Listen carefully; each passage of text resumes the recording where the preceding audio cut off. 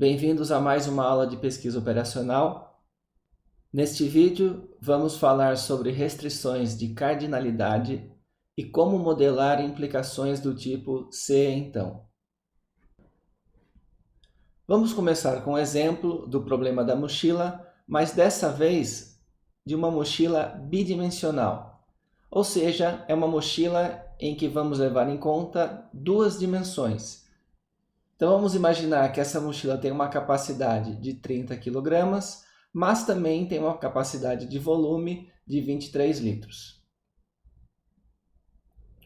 Se você não viu o vídeo que fala sobre o problema da mochila, eu recomendo que você assista primeiro aquele vídeo para depois assistir esse daqui. Muito bem, nessa mochila temos 6 itens que gostaríamos de colocar. Cada um desses itens tem um determinado valor, tem um determinado peso e também tem um certo volume. O nosso objetivo é escolher dentre esses 6 itens uma combinação de itens de modo que a soma dos valores seja a máxima possível, respeitando essas duas restrições de capacidade, a capacidade de peso e a capacidade de volume. Para resolver esse problema, nós definimos as variáveis x e y, sendo que o i vai de 1 até 6. Ou seja, são as variáveis x1, x2, x3, x4, x5 e x6. Essas variáveis são binárias com o seguinte significado. Se a variável xi for igual a 1, então o item i é escolhido para ser colocado dentro da mochila. E se a variável for igual a 0, então temos o caso contrário, ou seja, o item não é escolhido. Lembrando que nós queremos calcular o valor total dessa mochila, então a função objetivo mede esse valor e ela é dada pela multiplicação do valor de cada item pela variável correspondente. Então temos aqui 32 vezes x1 mais 13 vezes x2 e assim por diante, até o último item que tem valor 6, então temos 6 vezes o x6. Para esse problema da mochila, nós temos duas restrições. A primeira restrição é da capacidade de peso e a segunda restrição é da capacidade de volume. Os valores que nós temos aqui, na primeira expressão, são a multiplicação dos pesos dos itens pelas variáveis correspondentes, e essa soma, que nos dá o peso total da mochila, deve ser menor ou igual a 30. Já na segunda restrição, temos o volume de cada item multiplicado pela variável correspondente. E, de novo, a soma de todos esses termos vai nos dar o volume total da mochila. E esse volume tem que ser menor ou igual a 23. Portanto, temos aqui as duas restrições do problema. E, por último, estamos dizendo que todas as variáveis são binárias. Resolvendo esse problema no LPsolve, e eu imagino que você já sabe como fazer isso, a solução ótima é escrita da seguinte forma. O x asterisco, que é uma notação para a solução ótima, é dada por esse vetor. O que significam esses números? Esses números são os valores de cada um dos xi. Então, o x1 é igual a 1, x2 igual a 0, x3 igual a 1, x4 igual a 1, x5 igual a 0 e x6 igual a 1. Ou seja, nesse caso, estamos levando os itens 1, 3, 4 e 6. E o valor total dessa mochila é igual a 63, que é dado pela soma desses 4 valores, 32 mais 10 mais 15 mais 6. O valor ótimo da função objetivo normalmente é denotado por z asterisco. É comum reservar a variável z para o valor da função objetivo. Muito bem, esse então foi um exemplo inicial de problema da mochila que eu vou utilizar nos próximos slides para falar sobre dois tipos importantes de restrição. As restrições de cardinalidade e as restrições associadas a implicações do tipo se então. vamos começar falando sobre cardinalidade. E a primeira coisa que a gente precisa saber é o que significa essa palavra. No contexto de conjuntos, por exemplo, se nós tivermos o conjunto A, que tem os elementos 0, 2 e 4, esse conjunto é um conjunto que possui cardinalidade 3. A cardinalidade de conjuntos com um número finito de elementos é simplesmente o número de elementos do conjunto. Muito bem, vamos voltar agora para esse problema da mochila que nós acabamos de ver no slide anterior. Resolvendo o problema, chegamos a essa solução ótima x asterisco com o valor da função objetivo de 63. Então veja que nessa solução ótima, nós escolhemos o item 1, o item 3, o item 4 e o item 6. E não escolhemos o item 2 nem o item 5. Escolhendo esses 4 itens, obtivemos um valor total igual a 63. Vamos imaginar agora 3 casos particulares. Vamos supor que no primeiro caso, a gente tivesse uma restrição extra que dissesse que no máximo 3 itens podem ser escolhidos. Ou seja, não poderíamos escolher 4 itens da forma como foi feita essa primeira resolução. Como que a gente poderia colocar essa restrição dentro do nosso problema? Veja que essa é uma restrição de cardinalidade, pois estamos dizendo que o conjunto dos itens a serem escolhidos pode ter no máximo 3 elementos. E a maneira de se escrever isso, de forma matemática, é com essa expressão. A soma de todas as variáveis é menor ou igual a 3. E por que isso funciona? Vamos lembrar que essas variáveis são binárias, cujos valores possíveis são somente 0 e 1. Então, se a soma de todas as variáveis é no máximo 3, é impossível que nós tenhamos 4 variáveis ou mais com valores iguais a 1. No máximo, 3 variáveis vão ter valores iguais a 1. De forma que estamos escrevendo numa expressão matemática exatamente o que está escrito aqui. No máximo, 3 itens podem ser escolhidos. Se nós incluirmos essa restrição dentro do problema e resolvermos novamente, a solução ótima será essa daqui. Os itens 1, 2 e 4 serão escolhidos, enquanto que os itens 3, 5 e 6 não serão escolhidos. E o valor total dessa mochila é igual a 60. Então veja que na mochila original nós escolhemos 4 itens, mas com essa nova restrição, o valor total que nós conseguimos colocar foi de 60, havendo uma diminuição de 3 unidades.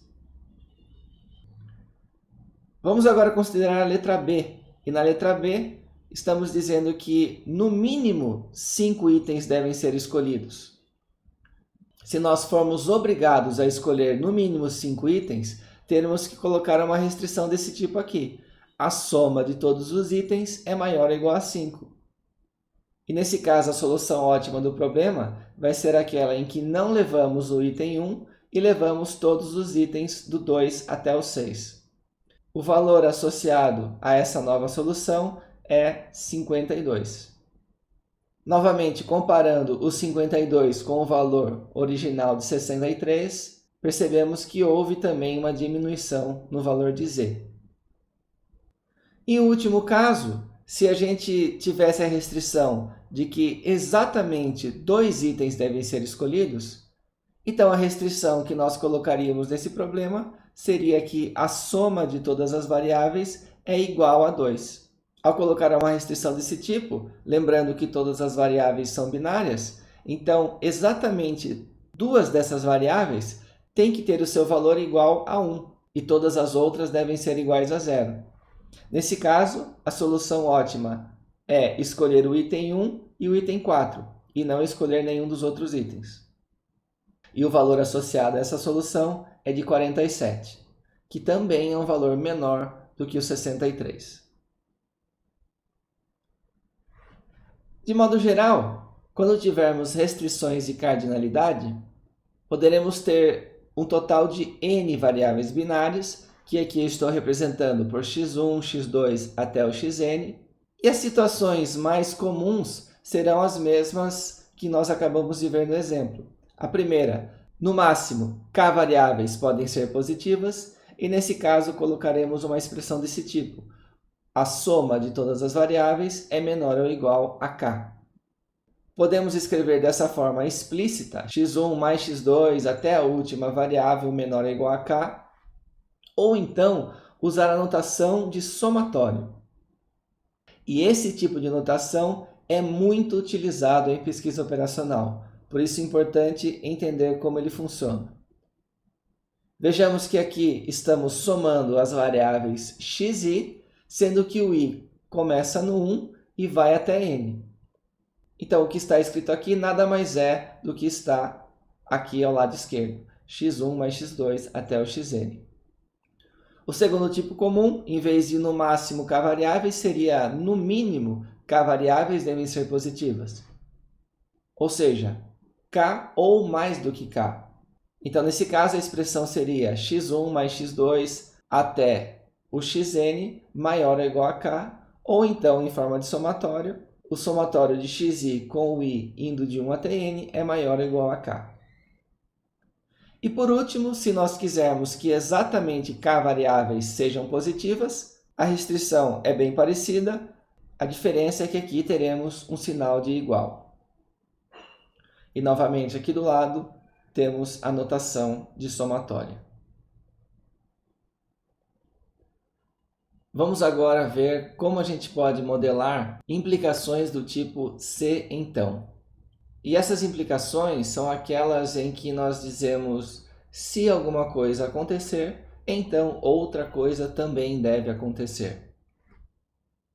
Pegando novamente o nosso exemplo da mochila bidimensional, lembrando da solução ótima que nós obtivemos e do valor associado de 63, vamos considerar este primeiro caso. Imagine que, além das restrições de capacidade, de peso e de volume, a gente tivesse que satisfazer essa restrição aqui.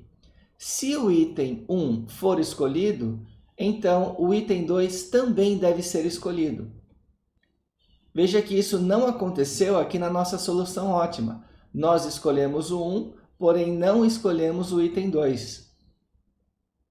E se a gente tivesse que satisfazer essa restrição, como que a gente poderia escrever isso de uma forma matemática? E a resposta é essa que está aqui, x1 menor ou igual a x2. E agora eu quero explicar por que essa desigualdade é equivalente ao que está escrito aqui no item A. Vamos fazer aqui uma tabelinha com as variáveis x1 e x2 e todos os valores possíveis para esse par de variáveis. Os primeiros valores possíveis são 0, 0, depois 0, 1, o outro valor possível seria 1 e 0, e por último, podemos ter os valores 1 e 1. Muito bem, olhando para estes 4 pares de valores, quais deles satisfazem a restrição A? Aqui está dizendo o seguinte, se o item 1 for escolhido, o item 2 também deve ser escolhido. Portanto, o primeiro caso em que o item 1 não é escolhido, essa restrição não se aplica. Portanto, isso daqui é uma solução válida. Se eu não escolher o item 1, eu posso também não escolher o item 2, sem problema. O segundo caso também vale. Se eu não escolher o item 1, eu posso escolher o item 2. O terceiro caso, porém, não vale, porque se eu escolher o item 1, eu tenho que escolher o item 2. Portanto, eu não posso ter as variáveis a primeira igual a 1 e a segunda igual a 0. E o último caso também é um caso válido. Se eu escolher o item 1 e 2, eu estou cumprindo essa restrição. Então, veja que os valores possíveis para x1 e x2 são 0, 0, 0, 1 ou 1, 1. E uma forma de expressar esses 3 possíveis pares e excluir esse terceiro par é essa que está aqui, x1 menor ou igual a x2. Porque veja que para esses três pares possíveis, o valor de x1 sempre é menor ou igual ao valor de x2. No único caso em que o x1 é maior do que o x2, é exatamente o caso que nós queremos excluir. E se nós adicionarmos essa restrição ao problema original, então a solução ótima vai ser dada por esse vetor que está aqui. Nesse caso, escolheríamos os itens 1 e 2, portanto, satisfazendo essa restrição, e mais o item 4.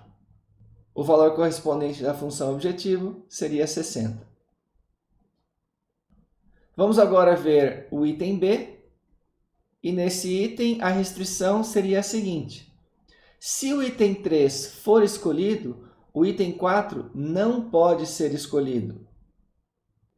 E a restrição que modela o que está escrito nessa frase é essa daqui. x3 mais x4 é menor ou igual a 1.